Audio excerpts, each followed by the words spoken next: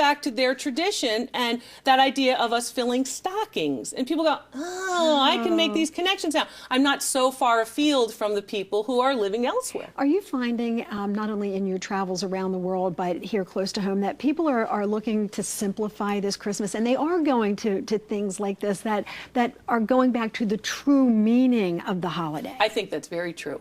And I think we won't forget that as long as we do the call to mom, you know, make a fruitcake for the neighbor who helped you, you know, even if it's my fruitcake, which is bad.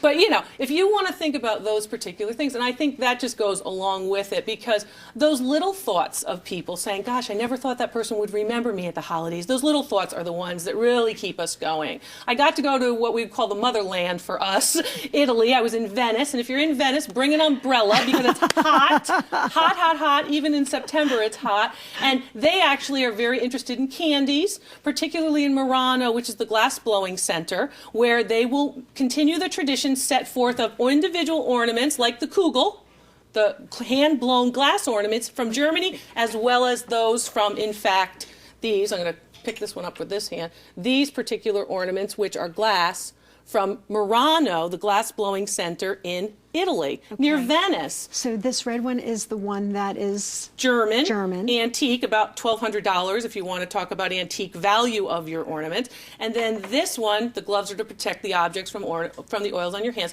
This one is hand blown, right?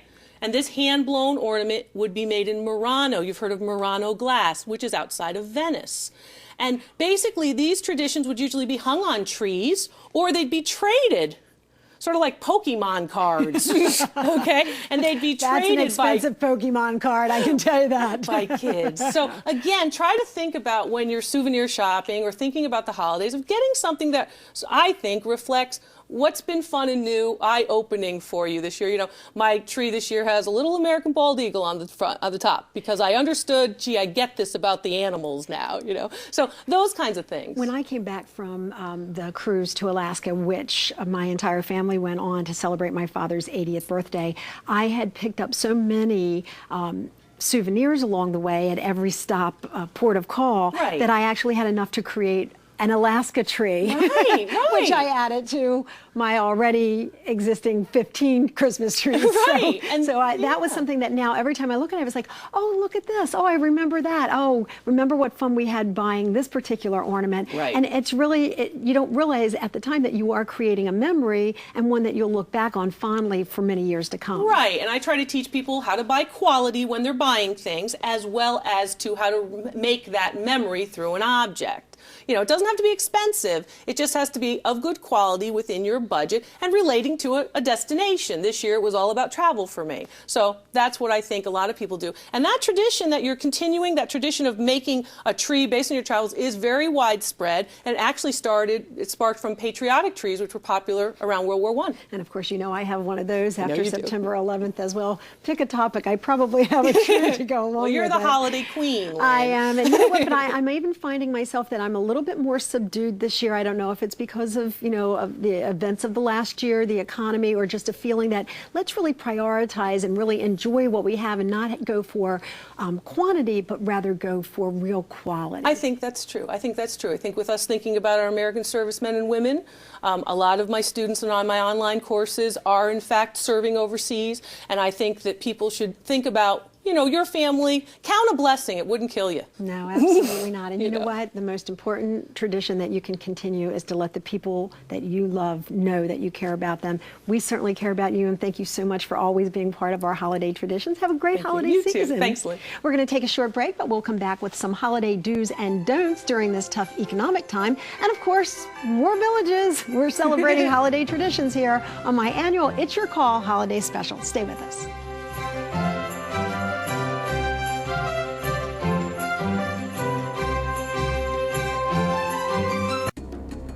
Transportation for It's Your Call guests provided by Preferred Car and Limousine.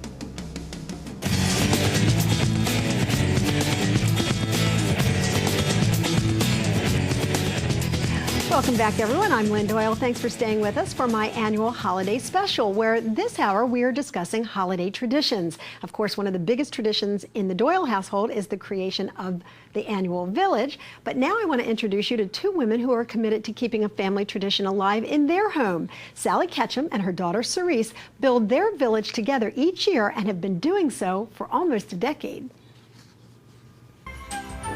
This is a Christmas project that my daughter and I do every year. We started out about 8 years ago with just a couple of houses, and from there it just grew. The red house is the Santa Claus house. That was the first piece that my daughter collected. My husband got me the Ice Palace, which you see above that. We call that Santa Summer Home. There's Hot Wheels. We added also this year a ski lift. And that ice skating ring is a special series. It was autographed by Dorothy Hamill. I have Buckingham Palace. To the left of that is Westminster Abbey. It's a lot of work. It's something my daughter and I do together every year. It's kind of a friendship project. She's the engineer. She gets all the lights put together. I just put the pieces where I want them. So it's a joint effort. She is the designer. She kind of helps decide where everything goes. I am kind of the engineer.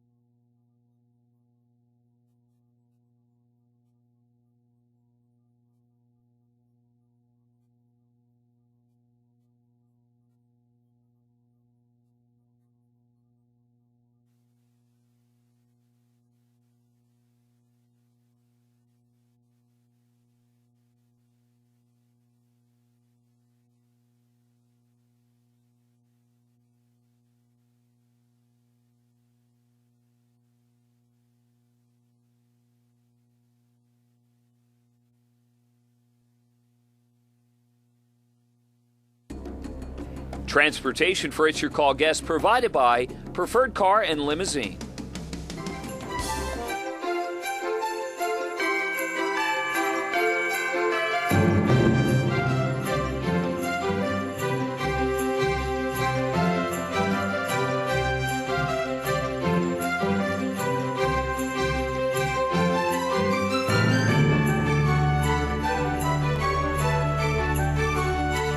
Welcome back, everyone. I'm Lynn Doyle. Thanks for staying with us for my annual holiday special, where this hour we're discussing holiday traditions. Of course, in the Doyle household, one of the biggest traditions is to create a village every year, and it seems to get bigger and bigger with every year, but I'm really happy to know I'm not the only one that has a passion for this. I'm going to introduce you now to two women who are committed to keeping a family tradition alive.